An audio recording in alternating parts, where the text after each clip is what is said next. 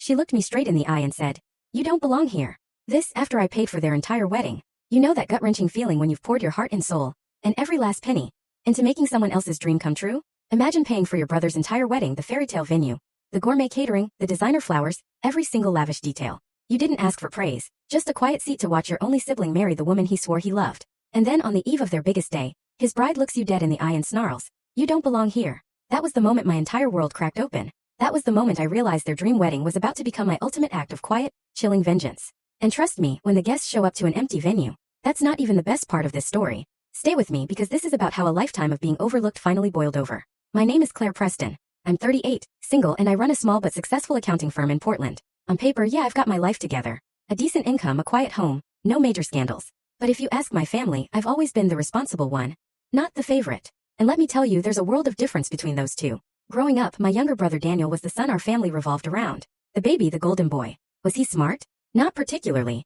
Hardworking. Only when he felt like it. But charming? Always. Even when he forgot to feed the dog or brought home detention slips, he was met with excuses. "Oh, he's just a boy." My mother would laugh it off. "Let him be." "You were never like that, Claire." "No, I wasn't. Because I wasn't allowed to be." From the time I was 9 and Daniel was 4, it became crystal clear that my role in the family was to accommodate, to be patient, to give way. My mother's favorite phrase? "Claire, you're older. You should know better." Whether it was letting Daniel have the last cookie, staying quiet when he broke my birthday gift, or pretending not to mind when he was praised for things I'd done first, my life became a series of quiet forfeits. A lifetime of, "That's just how families work." By high school, the gap between us was undeniable. Daniel struggled academically and socially, yet every milestone he hit was treated like a miracle.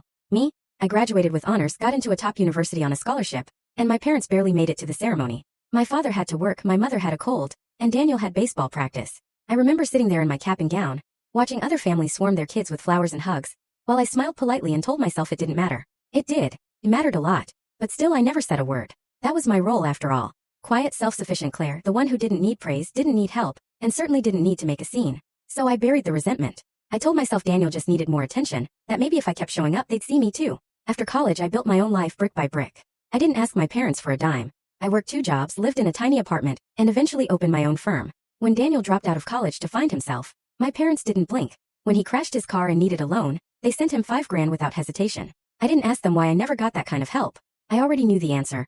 "You're the one we don't have to worry about." It wasn't until my late 20s that I realized just how deep that pattern had carved itself into me. Even in my relationships I played the caretaker. I dated a man named Eric for 4 years who routinely made me feel like an afterthought. And when it ended he said, "You're great, Claire. Just not exciting."